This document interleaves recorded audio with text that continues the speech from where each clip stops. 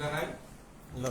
আজকের এই সাংবাদিক সম্মেলনে উপস্থিত আছে ত্রিপুরা সরকারের মাননীয় অর্থমন্ত্রী শ্রী প্রণজিৎ সিং গড়াই মহোদয়, উপস্থিত আছেন প্রাক্তন সাংসদ শ্রী দেবতী ত্রিপুরা মহোদয়, উপস্থিত আছেন জেলা পরিষদের সভাধিপতি সুপ্রিয়া দাস দত্ত মহোদয়, উপস্থিত আছেন আমাদের ইন্টেলেকচুয়াল সেলের কনভেনার ডক্টর জওহরলাল শাহ মহোদয়।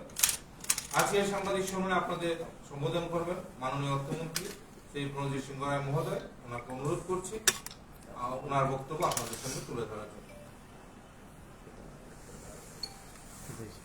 প্রথমে আমি আমাদের ভারতীয় জনতা পার্টি ত্রিপুরা প্রদেশ অফিসে এখানে বাজেট নিয়ে আলোচনার আপনাদের অংশগ্রহণ করা আমি আমার দলের পক্ষ থেকে আপনাদের আন্তরিক শুভেচ্ছা অভিনন্দন জ্ঞাপন করছি। এটা গত 1 ফেব্রুয়ারি, সকলে অবহিত আছি, আমরা সবাই শুনেওছি এবং গতকাল মাননীয় মুখ্যমন্ত্রী প্রফেসর মানিক শাহ মহোদয় উনি ওনার পক্ষ থেকে বাজেটের বিষয় আপনাদের কাছে রেখেছেন। আজকে আমি ত্রিপুরা সরকারের অর্থ দপ্তরের পক্ষ থেকে বাজেট সম্পর্কিত আমাদের রাজ্য অর্থ দপ্তরের পক্ষ থেকে আমরা আপনাদের সামনে রাখবো। যদিও বাজেট যা হয়েছে সেটা সবাই একই রকম বলবে, এখানে বাজেটে দ্বিমত করে দুরকম কথা বলার কোনো বিষয় নয়। আমি এতটুকু প্রথমে বলতে চাই যে দেশের যশস্বী প্রধানমন্ত্রী নরেন্দ্র মোদীজির নেতৃত্বে ভারত সরকারের union finance minister Shrimati Nirmala Sitharaman ji ওনার নবমতম 9বার বাজেট এবার নিয়ে এসেছেন। এই বাজেটে উনি যেভাবে রেখেছেন এতে একটা জিনিস স্পষ্ট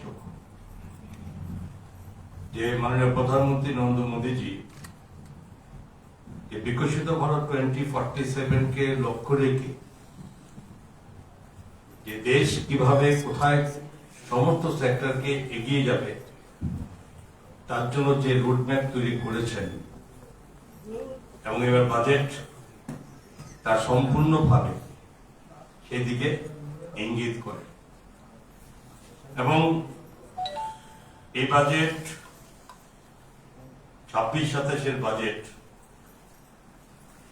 যেখানে টোটাল মোট ব্যয় হিসাবে আপনারা জানেন যে 53.47 লক্ষ কোটি টাকা ধার্য করা হয়েছে এবং এর আগে এই অ্যামাউন্টটা কত ছিল 25-26-এ। আমি পাশাপাশি আপনাদেরকে যে গত 25-26-এর বাজেটে প্রতিটি ক্ষেত্রে যেখানে বিশেষ করে সবটা বলা সম্ভব না, তো এখানে যেভাবে ধরা ছিল বর্তমান বাজেটের বৃদ্ধিটা কোথায় এটা স্পেসিফিক আপনাদের সামনে আমি তুলে ধরার আমি চেষ্টা করছি। যেমন ধরুন এই 26-27 বাজেটে 53.47 লক্ষ কোটি টাকা ব্যয় ধরা হয়েছে, তেমনি 25-26-এ কত ছিল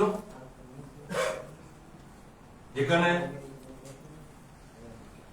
50.65 লক্ষ কোটি টাকা ছিল।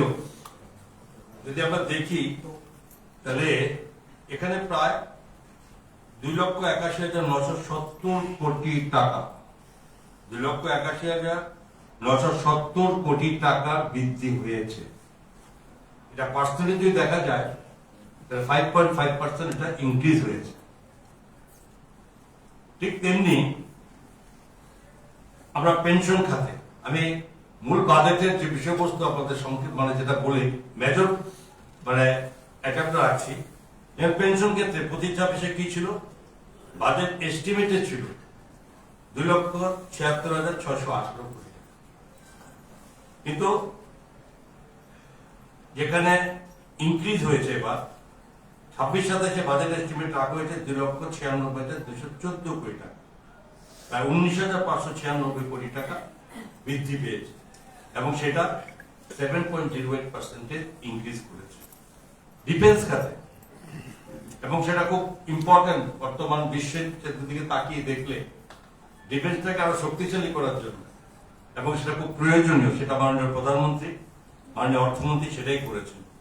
যেমন ধরুন 25-26 4,91,732 কোটি টাকার প্রবিধান ছিল এবং এবার সেটা 5,594,585, মানে 1,02,853 কোটি টাকা বৃদ্ধি পেয়েছে, যা পার্সেন্টেজ হিসাবে 20.92% ইনক্রিজ করেছে। তেমনি এরকম অনেকে বলেছে, আমি শুনেছি, সেটা আমাদের বলি, যেরকম সাবসিডি ফার্টিলাইজারের ক্ষেত্রে কৃষকদের সম্পর্কে আপনারা নিশ্চয়ই বলবেন যে ভারতবর্ষের কৃষকদের জন্য বারবার সরকার বিভিন্ন ভাবে এই কৃষিকে আরো ডেভেলপ করা, জিডিপি বৃদ্ধি করার জন্য সরকার কাজ করে। এবারও সে বাজেটে তাই করেছে। ফার্টিলাইজার 1,67,887 কোটি টাকা বাজেট এস্টিমেট ছিল 25-26-এ, এবার সেটা 1,70,781 কোটি টাকা তার বরাদ্দ রেখেছে, যেখানে 2,894 কোটি টাকা বেশি রাখা হয়েছে, যেটা 1.72% ইনক্রিজ করেছে।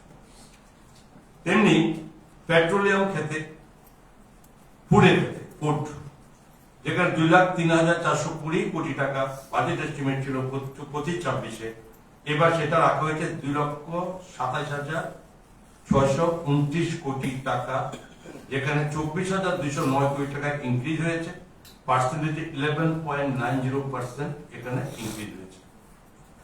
এগ্রিকালচার এন্ড অ্যালাইড অ্যাক্টিভিটিস কি ছিল? 1,58,838 কোটি টাকা ছিল, এবার সেটা করা হয়েছে 1,62,671 কোটি টাকা, মানে 3,833 কোটি টাকা ইনক্রিজ করা হয়েছে, পার্সেন্টেজ 2.41%।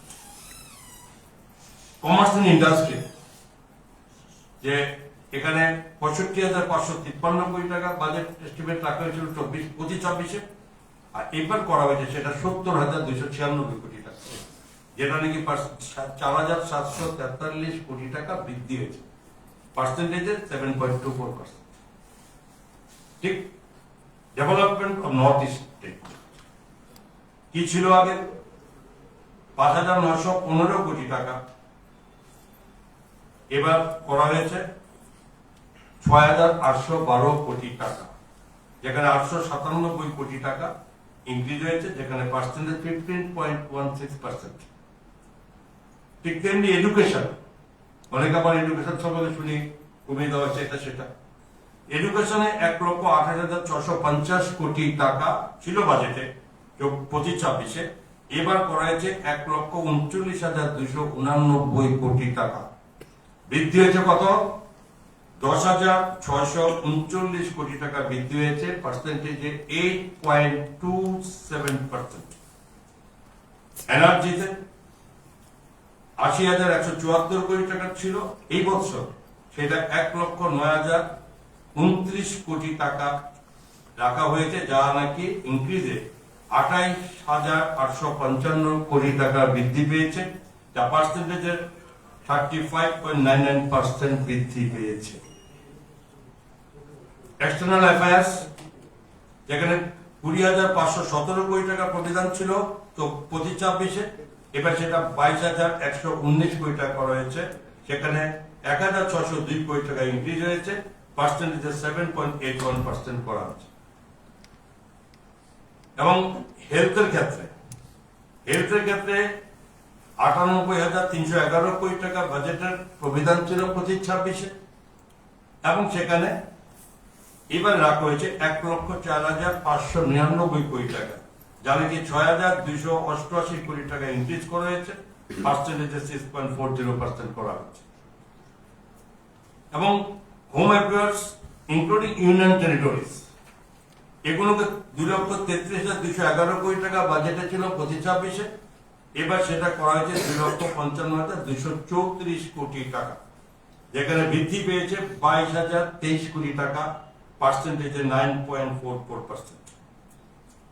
ইন্টারেস্ট খাতে যেটা ব্যয় হয়, সেই ইন্টারেস্ট খাতে ব্যয়ের পরিমাণ ছিল 1,27,12,76,338 কোটি টাকা, যেটা নাকি এবার হয়েছে 14,03,972 কোটি টাকা, বৃদ্ধি হয়েছে প্রায় 1,07,634 কোটি, 10% বৃদ্ধি হয়েছে। এবং রুরাল ডেভেলপমেন্ট 2,65,817 কোটি টাকা ছিল, এবার করা যায় 2,73,108 কোটি টাকা, যেটা কি 7,291 কোটি টাকা ইনক্রিজ করা হয়েছে, এবং সেটা পার্সেন্টেজে 2.74%। সায়েন্টিফিক ডিপার্টমেন্টস 55,679 কোটি টাকা করা হয়েছিল, এবার 55,756 কোটি টাকা রাখা হয়েছে, যেখানে 77 কোটি টাকা ইনক্রিজ হয়েছে, 0.14% ইনক্রিজ করা হয়েছে। সোশ্যাল ওয়েলফেয়ার যেখানে 60,052 কোটি টাকা ছিল, এবার 62,362 কোটি টাকা রাখা হয়েছে, যেখানে 2,310 কোটি টাকা বৃদ্ধি পেয়েছে এবং 3.85% সেখানে ইনক্রিজ হয়েছে। ট্রান্সপোর্ট ক্ষেত্রে যেখানে 5,48,649 কোটি টাকা রাখা হয়েছিল, এবং এবার রাখা হয়েছে 5,98,520 কোটি টাকা। যেমন এতে কত বৃদ্ধি হয়েছে? 49,871 কোটি টাকা বৃদ্ধি হয়েছে, পার্সেন্টেজে 9.09%। এবার আদার্স ক্ষেত্রে যেখানে 4,82,654 কোটি টাকা রাখা হয়েছিল, এবার রাখা হয়েছে 5,56,021 কোটি টাকা, যা নাকি 73,367 টাকা কোটি টাকা বৃদ্ধি পেয়েছে, যেখানে পার্সেন্টেজে 15.20%। ওভারঅল যদি আমরা বলি, আমি এই ক্ষেত্রে বলেছি কিছু জায়গাতে, দু একটা জায়গাতে কিছু কিছু আছে অল্প স্বল্প মাইনাস, পেট্রোলিয়ামে 0.12% মাইনাস রেট আছে। যেমন এই ক্ষেত্রে আইটি ক্ষেত্রে সেখানে 14.20% গত বছর থেকে মাইনাস, যেটা মিলিয়ে ওভারঅল যেখানে 50,65,345 কোটি টাকা বাজেট প্রবিধান ছিল প্রতি 26-এ, এবারে সেটা 53,47,315 কোটি টাকা করা হয়েছে, যেখানে 2,81,970 কোটি টাকা বৃদ্ধি পেয়েছে, পার্সেন্টেজে 5.5% বৃদ্ধি হয়েছে। প্রশ্ন হচ্ছে যে এই যে মাননীয় অর্থমন্ত্রীর এই বাজেট, একটা জিনিস পরিষ্কার যে সেক্টরগুলোকে খুব ইম্পর্টেন্ট ক্ষেত্রে, যেখানে মানুষের বেশি সংখ্যক মানুষদের সুযোগ পাবে, ভারতের জিডিপি বৃদ্ধি পাবে, তো সেসব ক্ষেত্রে কখনো এর মধ্যে পিছিয়ে যায়নি। জিডিপি ক্ষেত্রে আপনারা জানেন ভারতের জিডিপি বৃদ্ধি পাচ্ছে 357 থেকে 3,57,000 কোটি টাকা, 357 লক্ষ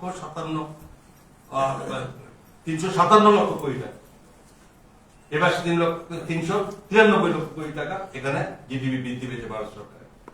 তো এই ক্ষেত্রে ক্রমশ প্রত্যেক বছরে সেখানে করা হয়েছে। কিছু কিছু যেমন একটা আমি এর মধ্যে শুনেছিলাম কেউ কেউ বলছেন, যারা বিভিন্ন আমাদের বিরোধী দলের নেতা থেকে শুরু করে, যে ওভারঅল এক্সপেন্ডিচারের ক্ষেত্রে টাকা কমিয়ে দেওয়া হয়েছে, ফিনান্স মানে আমাদের, তো এখানে কথা ঠিক নয়। যেমন 25-26-এ যে ছিল কত ওভারঅল মানে ক্যাপিটাল এক্সপেন্ডিচার কত ছিল? 11.11 লক্ষ কোটি টাকা ছিল, যেখানে ক্যাপিটাল এক্সপেন্ডিচার ভারত সরকারের ছিল। এবার কত হয়েছে? 12,22,000 লাখ কোটি টাকা। কত বৃদ্ধি পেয়েছে? 1,11,000 লাখ টাকা, কোটি টাকা, কোটি সবই কোটি টাকাতে বৃদ্ধি পেয়েছে, 10% বৃদ্ধি পেয়েছে। তো ঠিক তেমনি ডিফেন্স ক্ষেত্রে আমি বলেছি, ডিফেন্স ক্যাপিটাল আউটলেতে বেড়েছে 22 থেকে 24% বেড়ে গেছে, রেলওয়ে ক্যাপিটাল আউটলেতে 15% বেড়েছে, এবং রোডস এন্ড ওয়েজে 3% বেড়েছে। হেলথে বলেছি যে 8.4% বেড়েছে, ট্যুরিজম 25% বৃদ্ধি করা হয়েছে, এবং এডুকেশন তো সবাই বলেছে, আমি শুনেছি এডুকেশনকে কমিয়ে দেওয়া হয়েছে এবং হেলথকে কমিয়ে দেওয়া হয়েছে, যে মূল বিষয়গুলো এগ্রিকালচার কপি দেওয়া হয়েছে। আমার টোটাল ব্যাখ্যাটা আপনাদের কাছে আমি লিখেছি যে টোটালি ভারত সরকারের এই বাজেট এখানে কমানোর প্রশ্ন নয়, অনেক বাড়ানো হয়েছে এবং সেগুলো চলতে থাকবে। বাজেট এস্টিমেট হয়, প্রয়োজনে সেখানে আবার রিভাইজ এস্টিমেটও টাকা বাড়তে থাকে। এটা আপনারা জানেন, বাজেট কমিশন থেকে আমরা বাজেট এস্টিমেট করি। একটা এস্টিমেট যা করা হয় সেখানে দেখা যাবে অনেক সময় এস্টিমেটকে ছাড়িয়ে রিভাইজ এস্টিমেটের মাধ্যমে সেখানে টাকা আরো বৃদ্ধি পায়। তো ওভারঅল আমার বক্তব্য হচ্ছে বাজেটের বিভিন্ন দিকে আমি আপনাদেরকে না ঢুকে এর মধ্যে বিশেষ করে ক্ষেত্রে দেখুন মহিলাদের সশক্তিকরণ নিয়ে, যুবাদের শক্তি। কারণ আমরা সকলে জানি সারা বিশ্বে যদি তাকিয়ে দেখা যায় তাহলে একমাত্র ভারতবর্ষে একমাত্র দেশ যেখানে যুবাদের সংখ্যা সবচেয়ে বেশি। এবং আমাদের প্রধানমন্ত্রী একটাই বক্তব্য যে এই দেশ ক্রমশ শক্তিশালী হতে চলেছে, কারণ যুব শক্তি হচ্ছে আমাদের সবচেয়ে বড় শক্তি এবং এই শক্তি বিশ্বের কোন দেশে এত সংখ্যক যুবা নাই, যার ক্ষেত্রে যুবাদেরকে এগিয়ে যাওয়ার জন্য এই বাজেটের প্রবিধান সতর্ক বিভিন্ন দিক দিয়ে রাখা হয়েছে। স্কিল ডেভেলপমেন্ট থেকে শুরু করে বিভিন্ন দিক দিয়ে যাতে শক্তিশালী হয় নির্ধারিত। তো এই বাজেট একটা ঐতিহাসিক বাজেট। এই বাজেটের মধ্যে যে গভীর চিন্তা ভাবনা মাননীয় প্রধানমন্ত্রী নরেন্দ্র মোদীজি এবং অভিজ্ঞ অর্থমন্ত্রী শ্রীমতী নির্মলা সীতারামনজি যে এই যে যৌথ আলোচনা এবং গভীর চিন্তা, সুদীর্ঘ প্রসারী চিন্তা, এই সাময়িক ছোট্ট চিন্তা নয়, এই বৃহৎ আকার চিন্তা করেছে। আজকে যে চিন্তা করছে সেটা আগামী 2047-এ তার প্রতিফলন প্রতি বৎসরকে রূপ পাবে। তো ভারতবর্ষের এগিয়ে যাওয়া কোথাও থেমে থাকবে না। এবং ভারত সরকারের বাজেট সম্পর্কে আমার একটা সবচেয়ে দুঃখ লাগে যে বাজেট যখনই করা হয়, এই পর্যন্ত বাজেট করেছে মহিলাদের জন্য করেছে, আপনারা সকলে জানেন। আজকে আমরা গর্বের সঙ্গে বলতে পারি যে লাখপতি দিদি 3 কোটি খালি ভারতবর্ষের প্রবিধা রাখা হয়েছে। 3 কোটি মহিলাকে লাখপতি দিদি বানানোর টার্গেটে রাখা হয়েছে এবং সেটা এবং অ্যালোকেশনও ছিল কত? 3,605 কোটি টাকা ছিল specially protection and empowerment of ওমেনের জন্য। 3,605 কোটি ব্যবহার হচ্ছে। এবং আপনারা জানেন প্রত্যেকটা ডিস্ট্রিক্টে এবারের বাজেটে মহিলাদের জন্য বলছি আমি, প্রত্যেকটা ডিস্ট্রিক্টে একটা করে মহিলা হোস্টেল সেখানে তৈরি করবে। সেখানে আয়ুর্বেদিক মেডিকেল সেখানে করা হবে 3। তো এইভাবে মহিলাদের জন্য প্লাস এই ডেভেলপমেন্টের জন্য সেখানে এবারে বাজেট প্রভিশনে বিভিন্ন জায়গায় সেখানে এর প্রভিশন রাখা হয়েছে। সুতরাং আমার এটুকু বলতে হবে যে ট্যুরিজম সেক্টরকে, এটা ভারত সরকার একটা প্রথম লক্ষ্য যে ট্যুরিজম সার্কিট করবে, ট্যুরিজম যে ভারতবর্ষকে ট্যুরিজমে অগ্রাধিকার দেবে। 25% ট্যুরিজম এক্সপেন্ডিচার বাড়িয়েছে। এবং আমাদের এই উত্তর পূর্বাঞ্চলে বলতে দ্বিধা নেই, আগেও শুরু করেছে প্রধানমন্ত্রীজির আগেও এই মানে ভারত সরকারের মাধ্যমে এই নর্থ ইস্টকে টোটালি একটা ট্যুরিজম সার্কিটে বানানোর মতো প্রক্রিয়া শুরু হয়েছে, আমরা কাজ করছি। আবার জানেন রাজ্যের মধ্যে সেখানে আমরা কোথাও পিছিয়ে নেই, অনেক দূর এগিয়ে চলেছে। কিন্তু সেটাকে আরো শক্তিশালী করার জন্য সেখানে ট্যুরিজম সার্কিটকে আরো এই নর্থ ইস্টকে নিয়ে বাড়িয়ে সেখানে বুদ্ধিস্ট থেকে শুরু করে শুধু এটা নয়, মাতা ত্রিপুরেশ্বরী মন্দির করা হয়েছে, আগামী দিনে আরো করা 91 আমরা করছি। তো এই সমস্ত কিছু দিক দিয়ে ট্যুরিজম সেক্টর আগামী দিনে উল্লেখযোগ্য ভূমিকা নেবে ভারতবর্ষে। তার মধ্যে আমাদের নর্থ ইস্টের মধ্যে আমরা ত্রিপুরাও সেখানে পিছিয়ে। আমি এই টোটাল এই বাজেটে আমার রাজ্যের অর্থ দপ্তর রাজ্যের মানুষের পক্ষ থেকে আমি হার্দিক অভিনন্দন এবং শুভেচ্ছা জানাই মাননীয় প্রধানমন্ত্রী নরেন্দ্র মোদীজিকে। অবশ্যই আমার শুভেচ্ছা জানাই আমাদের ভারতবর্ষের অর্থমন্ত্রী শ্রীমতী নির্মলা সীতারামনজিকে, যে দীর্ঘ 9 বারের মতো এই ঐতিহাসিক এক সিদ্ধান্ত, ঐতিহাসিক এই কাজ তিনি একাধারে 9 বারের জন্য তিনি এই ভারতবর্ষের এই বাজেট উনি পেশ করছেন খুব দৃঢ়তার সঙ্গে এবং প্রতিটা ক্ষেত্রকে বাজেটে বিস্তারিত বলে তিনি প্রমাণ করেছেন যে এই বাজেট শুধুমাত্র একটা কথা বলা বা একটা বাজেট তৈরি করা নয়, এই বাজেটের প্রতিটি মানে ইয়েতেই সেখানে প্রতিটার মধ্যে যথেষ্ট ব্যাখ্যা, যথেষ্ট কারণ এবং উন্নয়ন আগামী দিনের ভবিষ্যৎকে এটা চিহ্নিত। আপনাদের যদি কোনো প্রশ্ন থাকে ধন্যবাদ সবাইকে। থ্যাংক ইউ সাংবাদিক বন্ধুরা